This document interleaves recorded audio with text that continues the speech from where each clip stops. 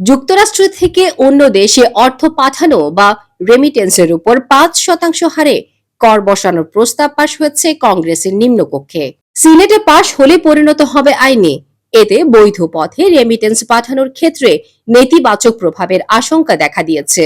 প্রবাসী বাংলাদেশিদের মধ্যে দেখা দিয়েছে বিরূপ প্রতিক্রিয়া। স্থায়ীভাবে পদক্ষেপ নিতে যুক্তরাষ্ট্রে বসবাসরত অভিবাসীদের উপর রেমিটেন্স ট্যাক্সের বোঝা চাপানোর উদ্যোগ নিয়েছেন প্রেসিডেন্ট ডোনাল্ড ট্রাম্প। এরই মধ্যে কংগ্রেসের প্রতিনিধি পরিষদে পাশ হয়েছে one big beautiful bill act নামের কর ও ব্যয়ের মেগা বিল। বৃহস্পতিবার ২২ মে ২১৫-২১৪ ভোটে পাশ হয় বিলটি।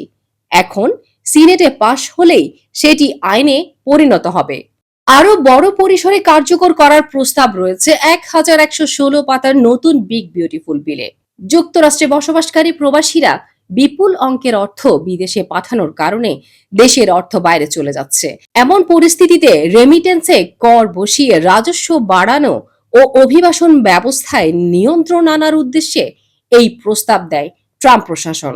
অভ্যন্তরীণ রাজস্ব বাড়াতে যুক্তরাষ্ট্র থেকে অন্য দেশে অর্থ পাঠানোর ক্ষেত্রে ৫% হারে কর আরোপের প্রস্তাব করা হয়েছে এ বিলে।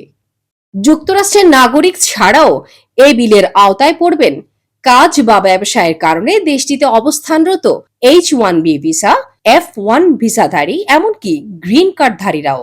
বিলটি আইনে পরিণত হলে বিপাকে পড়বে যুক্তরাষ্ট্রে বসবাস করা বাংলাদেশি সহ বিভিন্ন দেশের নাগরিকরা।